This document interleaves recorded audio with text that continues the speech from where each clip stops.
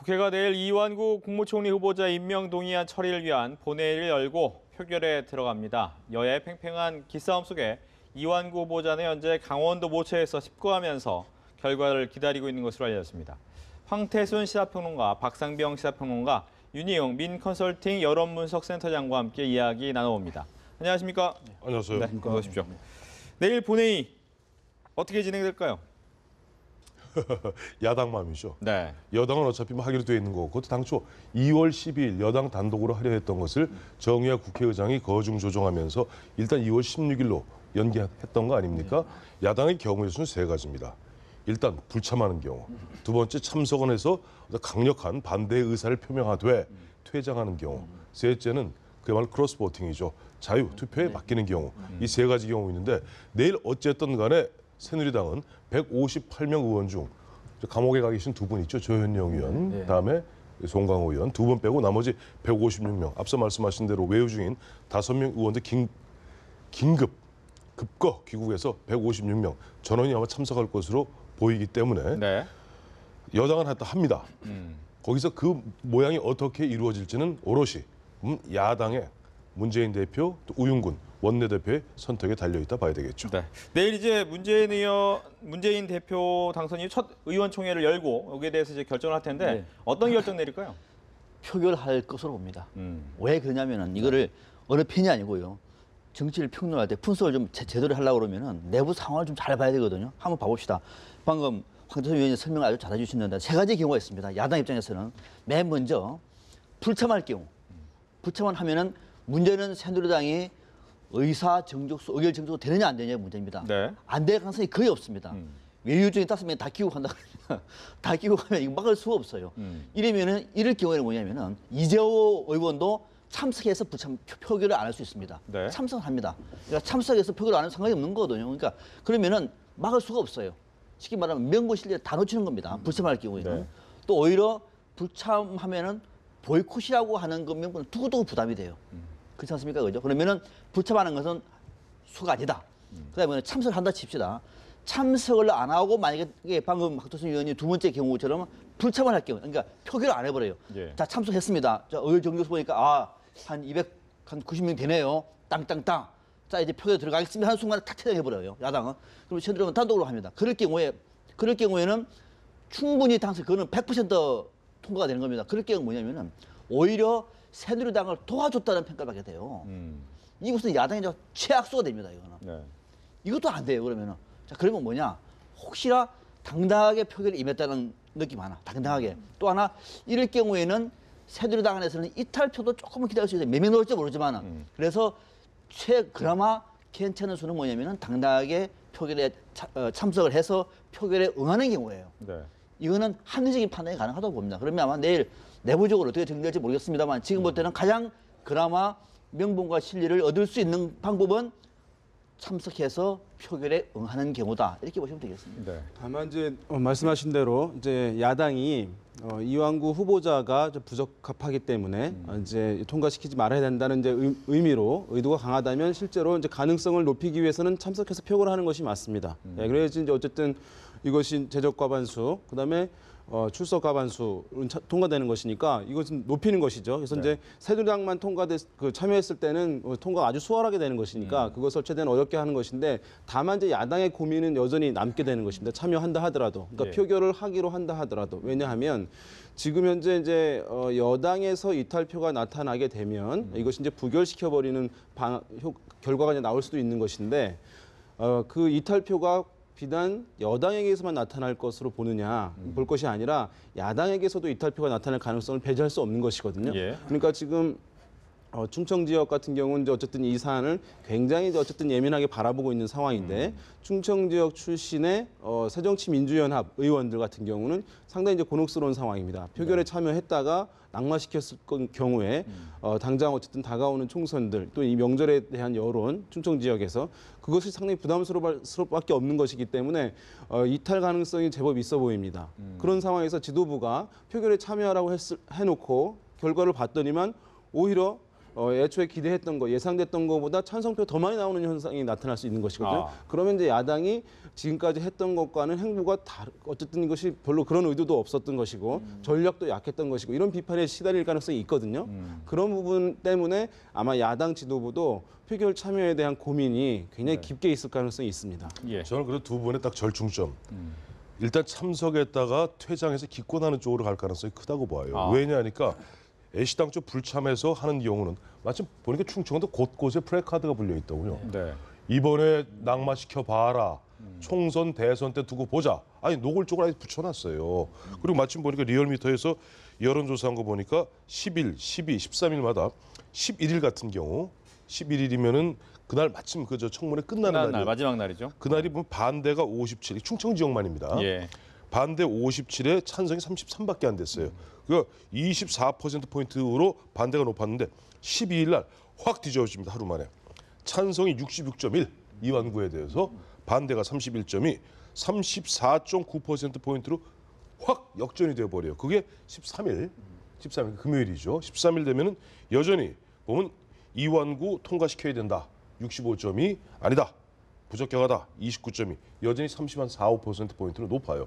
자, 이런 부분에서 만약에 불참하는 경우는 아마 충청도 민심이 그리요 한번 두고 봐. 총선 때 한번 두고 봐. 새정치민주연합이 노골적으로 그래 우리가 뭐 대통령 하겠다는 것도 아니고 총리 그것도 정운찬 총리 이후에 5년 만에 총리 한번 가까스로 나왔는데 그렇게 마침 문재인 대표부터 시작해서 호남 총리론 얘기하면서 그렇게 떨다 이거지 이런 어떻게 격한 소리가 나올 수가 있어요. 또 투표에 참여했을 경우 그 경우는 앞서 말씀하신 충청도 새정치민주연합 내 충청도의 이탈표보다 더 무서운 표가 있습니다. 마침 지금 28 전당대회 상처가 아물지 않았어요. 28 전당대회 때 얼마나 치열했습니까? 박지원 지금 후보를 갖다가 위시로 한 비노계에서 이번 기회에 한번 본때를 보여보자 하는 그런 바람이 조금이라도 불게 된다면 뭐 조금 정도가 아니라 상당히 큰 표차로 이완구 후보자가 보면은 가결되는 수가 있어요. 그렇게 됐을 경우 문재인 대표가 입는 상처가 너무 큽니다. 네. 그래서 불참하자니 그것도 역풍이 우려되고 참석해서 표결하자니 그 또한 보면 엄청난 항명표가 우려되고 그렇다면 참여해서 일단 반대 목소리 막 높인 다음에 좀 거칠게 왜 여론조사가 뭐가 잘못됐단 말이냐 얘기하면서 뒤로 빠질 가능성이 더 크지 않는가 좀 그렇게 보고 있습니다. 뭐 이야기 들어가기 전에 이제 좀 전에 제시해줬던 그 리얼미터의 조사 같은 경우에는 전국 성인 1,500명을 대상으로 여론조사를 한 거고요. 여기에 대해서는 방법은 휴대전화, 유선전화, 이미전화 걸기 방식으로 했다는 부분. 응답률은 8.1%, 표본오차는 95%의 신뢰 수준은 플러스 마이너스 2.5%포인트라는 점을 좀 확인을 해드리겠습니다. 이 부분이 좀 요즘에 좀 강화돼서 8가지 항목 다 얘기해야 다 되는데 얘기를 해주는 부분이 예. 필요하다는 부분을 다시 한번 말씀을 드리겠습니다. 계속해서 이야기를 나눠보겠습니다. 경우의 수는 말씀을 해주셨고 그렇다면 이 문제에 대해서 고민을 하고 있는 것은 또 한번 이 투표의 가부뿐만 아니라 충청권의 여론조사도 했지만 문재인 대표 같은 경우에는 아예 여론조사 부분을 강력하게 밀어붙였단 말이죠. 차라리 이럴 바에 여론조사로 결과를 내보자. 여론조사 전문기관이시니까 이 부분에 대해서 어떻게 생각하시는지. 뭐 사실은 어떻게 보면 선거보다는 이제 여론조사로 했을 때 네. 국내 의견을 더 잘 반영할 수 있는 측면이 있습니다. 그러니까 물론 표본 샘플로 하는 것이지만 선거 같은 경우는 투표에 불참하는 분들 의견은 완전히 반영되지 않는 데 비해서 여론조사는 대표성 있는 표본만 하게 되면 모든 국민의 여론을 일단은 알아낼 수 있는 방법은 있기 때문에 그런 측면은 있습니다만 그럼에도 불구하고 이런 이제 정당이 의사 결정을 여론조사로 대체하는 것 이것은 상당히 좀 바람직하지 않은 측면이 있다고 할 수 있습니다. 이제 그 의도가 무엇이든 간에 떠나가지고 국민의 뜻을 반영한다는 좋은 이제 의도가 있다 하더라도 말이죠. 정당이라고 하면 사실 국민의 뜻을 파악해서 그다음에 고독하게 어쨌든 판단을 내리고 의사결정을 내리고 그 결과를 감수하는 것이 책임 정치의 모습이라고 할 수 있는 것이거든요.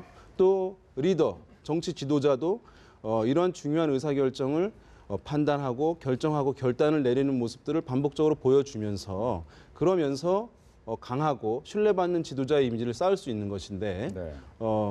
지금 이 여론조사 결과로 하게 됐다는 것은 논란이 될 수 있는 부분에 대해서 의사결정을 여론조사로 대체하는 것으로 비춰지게 되고 그것은 그 책임지려고 하는 모습, 오히려 회피하려는 모습으로 국민들에게 읽힐 수 있는 것이거든요. 실제 다른 이제 의도가 있다 하더라도 그리고 그것이 아까 말씀드린 책임 정치의 본 모습에도 맞지 않은 부분이 있고 그런 면에서 이것이 이제 지금 정당이 이제 계속해서 지금까지 많은 이제 여론조사로 하는 부분들을 얘기해 왔는데 그런 면에서 이것은 이제 좀 약간 적절하지는 않은 발언이지 않겠는가라고 저는 이제 생각할 수밖에 문재인 없습니다. 대표가 문재인 대표가 왜 여론조사라고 하는 좀 생뚱맞은 아이디어를 냈을까? 저도 그게 궁금한 게 집행부하고 의논이 없었다면서요, 그 부분이. 그렇죠.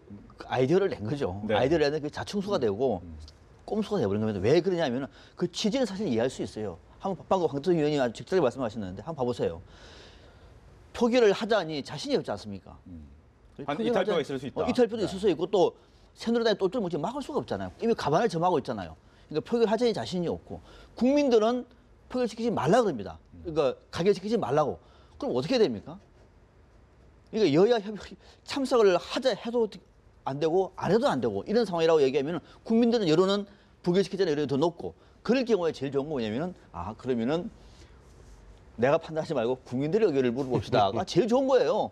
만약에 통과되면은 예를 들면 유한구 후보자가 부결됐다. 국민의 승리입니다. 이럴 수 있잖아요. 가결되면은 국민의 여러분의 뜻을 받들었습니다. 얼마나 좋아요. 완벽하잖아요, 그냥. 그래서 얘기를 한 겁니다. 그러나 그 꼼수가 뭐냐면은 그거는 국민 탓이 아니고요. 의회를 왜 만들었습니까? 대의정치가 왜 있습니까? 국무총리 후보자를 그런 식으로 끌고 가버리면은 사실 국회의 역할을 방기하는 거죠. 그래서 저는 안 되는 것이고. 네. 그럼 이런 상황에서는 제일 좋은 방법이 뭐냐면 방금 황교안 의원님 지적하신 것처럼 제가 볼 때는 불참하면은 후유증이 너무 큽니다. 후유증이 너무 커요. 만약에 문재인 대표가 호남 총리를 말하지 않았으면 그나마 괜찮을 수가 있는데 이 얘기를 먼저 하다 보니까 이미 터치에 걸린 겁니다. 네. 터치에서 빠져나와야 되잖아요. 터치에 걸렸는데 주저앉을 수는 없잖아요. 이 빠져나오기 위해서는 불참하면 안 된다. 그럼 참석을 해야 됩니다. 근데 참석을 하고 난 다음에 두 가지 소가 표결을 하느냐 하지 않느냐의 문제인데 표결을 할 경우에도 당당하고 보기 좋잖아요. 그런데 정치적으로 부담이 좀 생겨요. 네. 방금 말씀하신 것처럼 찬성에 압도적으로 말하면 이게 뭡니까? 스타일 완전히 국이잖아요. 그러니까 네. 명분은 좋은데 실질이 잃을 수 있어요. 오히려 표결을 안 하고 빠져버리면은 당당하게 비판하고 빠지면은 설사 새누리당이 이중대다라는 비판을 받더라도 약간의 실리를 얻을 수 있잖아요. 그런 측면에서 고민한다고 보면 아마 내일 제가 볼 때는 불참 가능성하고 참여해서 투표를 안 할 가능성하고 표결 가능성이 아마 반반일 것 같아요. 일때는 제일 좋은 방법으로 가는 것이 옳다고 저는 판단하는데 그렇죠. 황대수 위원이 말씀도 저는 반 정도는 저전 얘기도 나올 것 같아요. 네. 그러니까 옛날 공자님이 이미 2,500년 전에 얘기했죠. 정자정야라 그랬습니다. 정치는 무릇 정직하고 당당해야 됩니다. 앞서 우리 박사 말씀하신 대로 설사 질 때 지더라도 어차피 지는 건 뻔한 거 아니에요? 전체적으로 295명 국회의원 중에서 156명 새누리당 의원들이 그야말로 결사전 불태전의 어떤 의지를 딱 해갖고 우리가 통과시키게 그건 또 가결되는 거예요. 그리고 내부도 또 단속하면 그것도 이탈표 별로 안 나옵니다. 그러니까 그건 하는 것이 맞고 그럼에도 불구하고 자꾸만 여론조사 얘기하면서 어떻게 보면 국민들 입장에서는 꼼수를 갖고 이야기 꺼내서 좀 잘못된 것이다 했을 때는 빨리 접어야 됩니다. 가만히 있으면 되는데 네. 계속 얘기하면서 또 이렇게 어떻게 보면 불을 지르죠. 보면 새누리당하고 청와대가 자신이 없으니까 자꾸만 여론조사 안 받으려 하는 것이다. 아니 그렇게 여론조사 좋아하시다가 나중에 큰 코 다치십니다. 왜냐하니까 만약에 이런 여론조사 계속 주장하실 때 나중에 새정치민주연합에서는 이거 뭐 이제 앞으로 여야 간에 첨예하게 붙는 그런 현안들이 생기잖아요. 그때 새누리당에서 그래요? 한번 여론조사 한번 해보실까요? 그거 어떡할 거예요? 아니 이런 사람이 인사 문제 갖고도 여론조사 하자고 대들었던 문재인 대표한테 정책 갖고 한번 여론조사 한번 해봅시다. 예를 들면 뭐 무상급식이라든가 무상보육이라든가 여러 가지 새정치민주연합에서 지키고 있는데 여론조사 쓱 윤희용 센터장이 쓱 한번 해보니까 새누리당께 좀 높단 말이에요. 새누리당에서 문 대표님 그때 여론조사 하시자고 했다면서요. 한번 여론조사 한번 해봅시다. 큰일 납니다. 그래서 그거는 의회 정치, 대의 민주주의를 포기하는 얘기예요. 잘못된 얘기는 빨리 접으셔야지. 그거하고 자꾸만 뻗대면서 이 말이지 새누리당하고 청와대가 자신 없으니까 그거 안 받으려 한다. 그렇게 좀 얘기가 났다가 나중에 그걸 어떻게 주워 담으시려고 그러시는지 지금이라도 내일도 당당하게 가서 국회의원은 295명 국회의원 개개가 개별 헌법기관입니다. 그야말로 양심과 자기 소신에 따라서 투표하시면 됩니다. 그거 갖고 당 대표가 이래라 저래라 당론 정할 것도 아닙니다. 문제는 이렇게 해서 지금 뭐 세 분의 이야기를 종합해 보면 내일 어떻게든 통과될 가능성이 높아 보인다는 것이 대부분의 얘기가 되겠죠. 근데 당론은 정할 필요가 있어요. 네, 당론 정확히. 그럼 의총에서 그러니까 이게 원내 전략의 문제예요. 옳고 그름은 이제 다 원내 전략에서 이건 우리가 당론을 정합시다. 정할 수 있는 것이고 또 당론은 강제 당론이냐 권고 당론이냐 할 수 있느냐. 우리가 그거 하지 마시고 자유투표합시다. 그건 정할 수 있는 거거든요. 권고적 당론 정도는 괜찮아요. 그러니까 할 수 있는 겁니다. 근데 이거는 뭐 당론 정하는 것을 문제 삼을 것은 아닌데 여기서 중요한 건 뭐냐면은 야당은 좀 길게 봐야 된다는 거죠. 좀 길게 보자는 겁니다. 지금 야당이 물리적으로 이것을 만약에 좌절시킬 수 있을 정도 힘이 있다고 얘기하면은 카드가 많습니다. 네. 근데 그럴 수 없다고 얘기하면은 최소한 명분을 잃어서는 안 돼요. 야당은 문재인 대표를 위해서가 아니라 야당의 존립을 위해서. 그리고 또 하나 만약에 예를 들어서 저도 이완구 후보자가 상당히 저는 자격이 부족하다고 봅니다.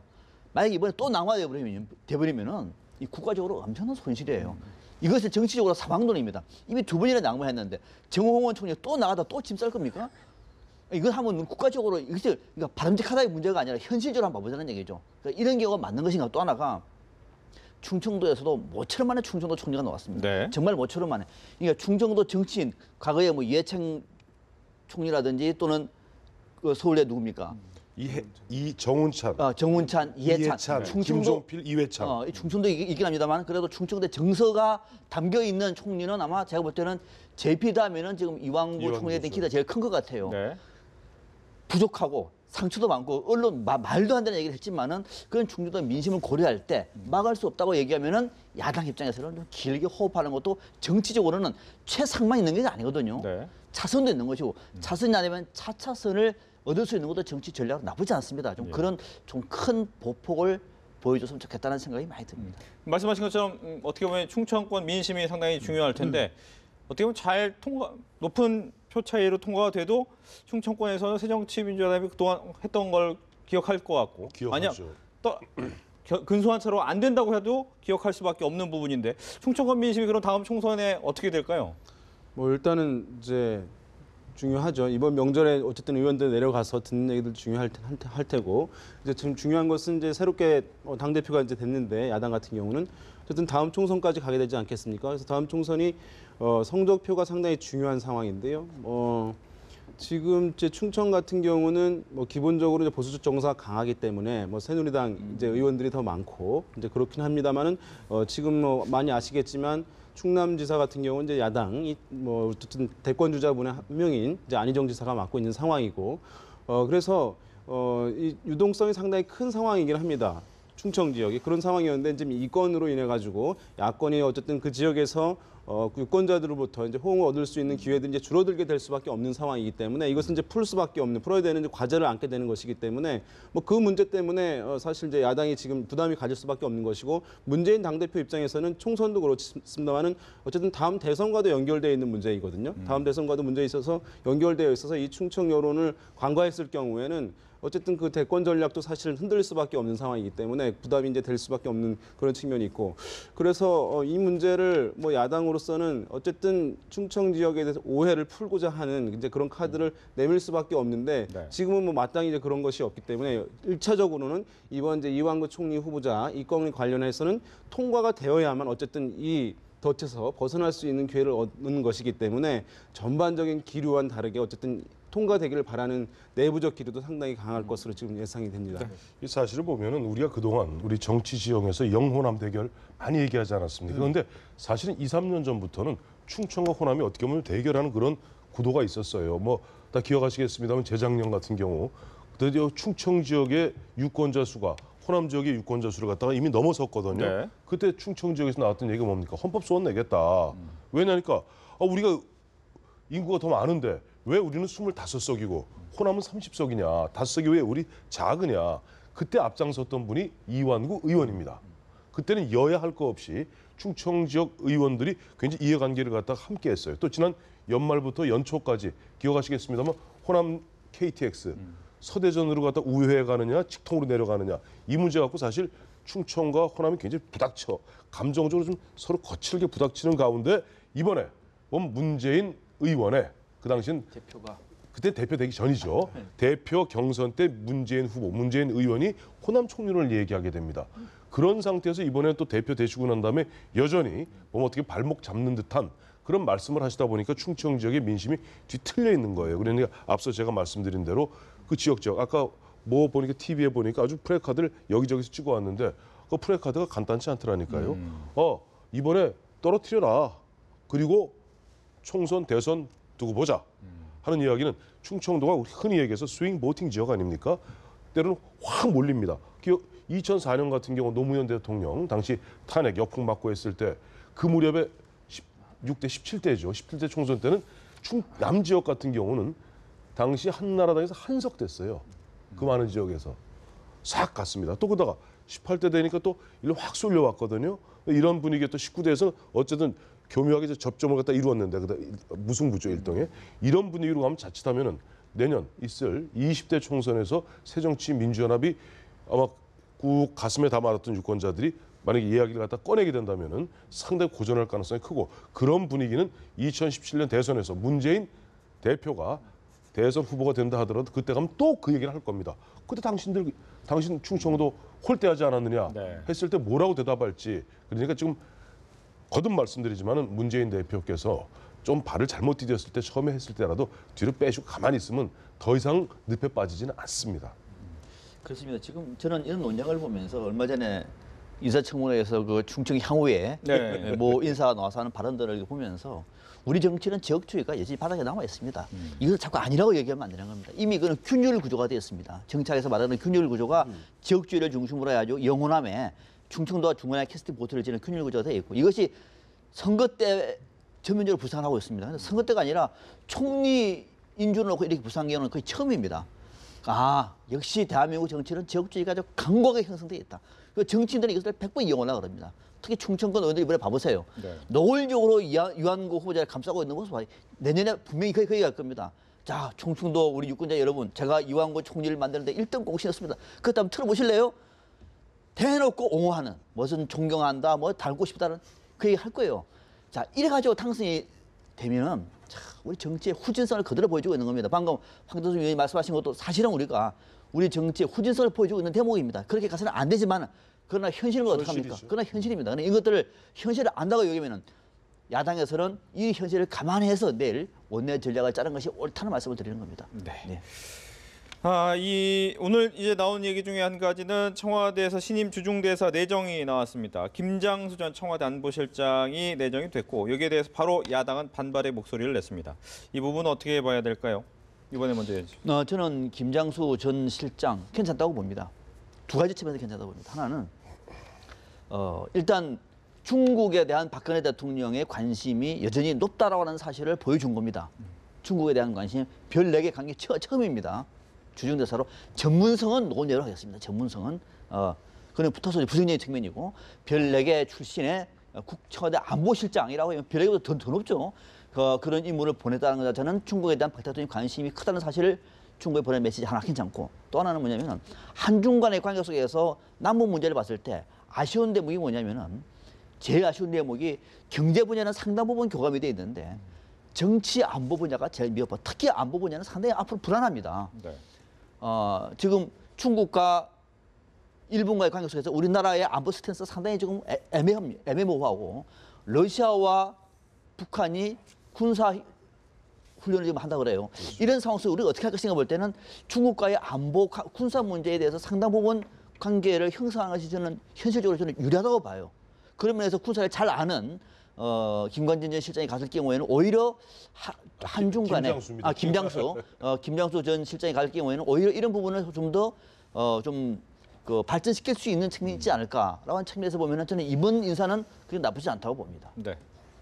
그렇죠. 보면 그동안 23년 동안 그동안 주중대사들을 보면 뭐 정치인이거나 아니면 전문 외교관들이었습니다. 그런데 지금 이미 시진핑 주석과 박근혜 대통령 오면서 한중 간의 관계가 한 단계 더 올라가지 않았습니까? 올라간 상태에서 앞서 우리 박상현 박사님 지적해 주신 대로 지금 동북아 안보적으로 굉장히 보면 뭐랄까 불안해요. 불안하기 때문에 그래도 얼마 전까지 사실 세월호 사태 때 보면은 김장수 당시 실장 같은 경우 말씀 잘못해서 그런 거 아니에요.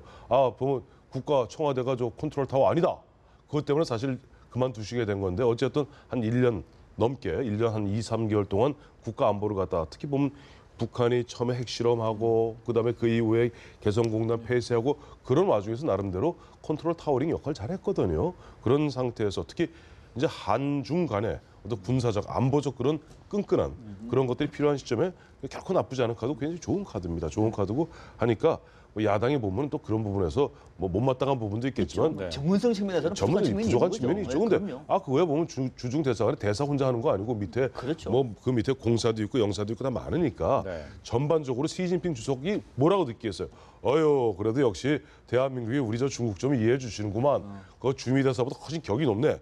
실제 보면 주미대사보다 격이 더 높아요. 국가안보실장까지 여기만 그렇죠. 전직 국방부 장관의 사성장군 출신의 또 대통령이 뭐 굉장히 믿음을 갖고 있는 그런 사람 보면 중국이 우리한테 보면 그래 남한 쪽 말도 좀 들어줘야 되겠다. 더 많이 우리한테 기울 가능성이 있기 때문에 저는 오히려 좋은 카드라고 봅니다. 저도 그렇게 봅니다. 현재 뭐 우리 정부가 뭐 미국과는 안보 문제는 미국과만 협의하는 문제, 이미지로 이제 비춰져 있고 경제 문제만 어쨌든 중국으로부터 이제 협의하고 그 과실을 이제 얻는 이런 구조로 되어 있는 이미지가 중국에 이제 있을 텐데요. 어쨌든 이런 상황에서 이제 안보 담당자가 우리 안보의 책임자 했던 분이 주중 대사가 되게 되면 중국에 있어서 어쨌든 이 안보 분야에 있어서 이제 미국에 치우쳐져 있던 이미지를 일정 부분 중국과도 논의할 수 있는 통로가 마련됐다는 이제 뭐 그런 이미지를 줄 수 있는 것이기 때문에 예. 다소간 지금 긴장 관계, 갈등 관계로 좀 흐르고 있는 어쨌든 이제 우리나라와 미국, 우리나라 이제 중국 간의 관계에 있어서의 군사 문제라든가 안보 문제에 있어서 그런 부분들을 다소간 이제 풀 수 있는 뭐 통로가 되지 않을까 하는 생각이 들긴 합니다. 네. 그렇다면 돌아오는 주중대사가 있죠. 권영세 주중대사, 현 주중대사인데 이제 돌아오게 되는데 많은 분들이 오늘 아예 이제 야권에서 그렇게 나왔습니다. 김장수 주중대사 회전문 인사기 때문에 좀 재고를 할 필요가 있다라고 요구하면서 뒤에 나온 얘기가 권영세 대통령 비서실장 임명은 안 된다라는 얘기로 아예 붙였단 말이죠. 이 부분은 어떻게 봐야 될까? 이번에 먼저 좀 얘기해 주시죠. 이제 야당 입장에서는 권영세 하면 가슴이 섬뜩하죠. 왜냐하면 2012년 총선 때는 사무총장으로 당시 새누리당 갖다 총괄 지휘했던 야전 사령관이었고 또 대선 때는 종합상황실장으로 김무성 대표하고 손발을 맞추어서 보면 박근혜 당선의 1등 공신 아닙니까?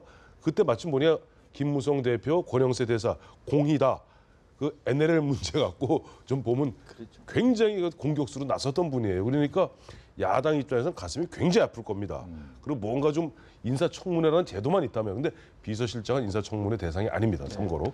그러니까 어떻게 낙마를 좀 시키고 싶은데 비서실장으로 올 가능성이 크다 그러니까 계속 안 된다 얘기하는데 그러나 이건 이렇게 보셔야 돼요. 대통령이 자기 비서를 쓰는 겁니다. 비서를 쓰는 거고 어쨌든 대통령 입장에서는 자기 비대위원장 때 대통령 후보 때 한 번은 총선 한 번은 대선에서 가장 손발을 맞춰서 호흡이 잘 맞고 대화가 잘 되고 또 이분 보면 삼선 국회의원이니까 정무적 감각도 있고 그 다음에 검사 출신이고 그다음에 안기부 근무 경력도 있고 뭐 이번에 주중대사 한 1년 반 2년 가까이 하면서 어떤 국제적 안목도 있지 않습니까? 나이도 보면은 학번으로는 77학번입니다. 서울대법대 77학번이니까 58년 개띠. 물론 호적은 59년으로 돼 있습니다만은 58년 개띠더라고 하니까 나이 연배도 보면 거의 보면 한 50대 중후반으로서 나머지 뭐 강료들 뭐 대표적으로 보면 정종섭 안행부 장관하고 법대 동기거든요. 그리고 또 지금 뭐 황교안 법무장관하고는 뭐 한 1년 선후배 사이고 하니까 뭐 호흡도 잘 맞고 할 테니까 사실 박근혜 대통령 입장에서는 뭐 김기춘 실장을 내보낸다면은 그 후임으로 그래도 좀 자신을 알아주면서 자기를 좀 보조해 줄 사람으로 좋다고 생각한다면은 비서 쓰는 데까지 갖고 너무 그렇게 뭐랄까 너무 감나라 배나라 할 것은 아닌 것 같습니다. 감나라 배나라보다도 야당으로서는 또 비판할 수 있는 거죠. 그래서 뭐 그걸 어떤 그 야당에서 좀 부담스럽죠, 사실은. 좀 말한다시피 지난 대선 때 이게 뚫면서 그대로 녹취록 지금도 있잖아요. 무슨 말 하냐니까 부담스럽지만은 만약에 권영세 주중대사가 인사청문회를 받을 경우에는 상황이 달라집니다. 그래서 제가 볼 때는 통일부 장관 마음은 있을지 모르겠습니다만은 쉽지 않을 거래요. 더더욱 통일 문제는 북한도 관련돼 있는 문제거든요. NLL 문제를 했는데 이것이 쉽지 않다고 봅니다. 네. 법무부 장관 또 공항검사입니까? 그러니까 제가 볼 때는 오히려 인사청문회가 없는 비서실장으로 돌리는 것이 그나마 제가 볼 때는 청와대의 어떤 저희 전략이 아니겠느냐 이렇게 볼 수가 있는 거죠. 이렇게 얘기하죠. 뭐 짧게만 한마디 하면 자꾸만 하면은 오히려 이렇게 물어보라고 그러세요. 박근혜 대통령한테. 야당 저 문재인 대표한테 그러면 김기춘이 실장 계속 쓸까요? 그렇게 물어보면 뭐라 그러겠어요. 아니 됩니다 그랬죠. 권영세 이제 주중대사 같은 경우에 뭐 원래 애초에 친박은 아니었거든요. 예, 그런데 이제 사무총장하고 하면서 친박이 됐는데 박근혜 대통령과 워낙 이제 각별한 사이이기 때문에 지난 그 총선에서 박근혜 대통령이 비대위원장으로서 첫 공식 방문지가 영등포 을이었습니다. 그러니까 그 권영세 당시 이제 뭐 지역구였던 것이죠 주중대사에. 그럴 정도로 이제 그래서 당시 지난번 첫 해만 하더라도 비서실장으로 권영세 주중대사 그때도 거론이 됐었거든요. 네. 비서실장으로. 그래서 지금 아마 가능성 상당히 높은데 지금 청와대 입장에서는 어쨌든 70대의 어떤 상징적 인물보다는 50대에 어쨌든 실무를 할 수 있는 비서실장이 필요한 국면이 되었다고 할 수 있겠습니다. 왜냐하면 대통령의 어쨌든 여러 가지 책임들 이런 것들 같이 분산할 수 있고 좀 뭐 조직도 장악하면서 실제 내각들 연결고리를 할 수 있는 인물이 필요한 상황이기 때문에 그런 면에서 권영세 비서실장 카드가 이제 급부상하고 있는 것이 아니냐 이렇게 생각됩니다. 네, 이렇게 해서 세 분과 정치권 소식 이야기 나눠봤습니다. 오늘 얘기 잘 들었습니다.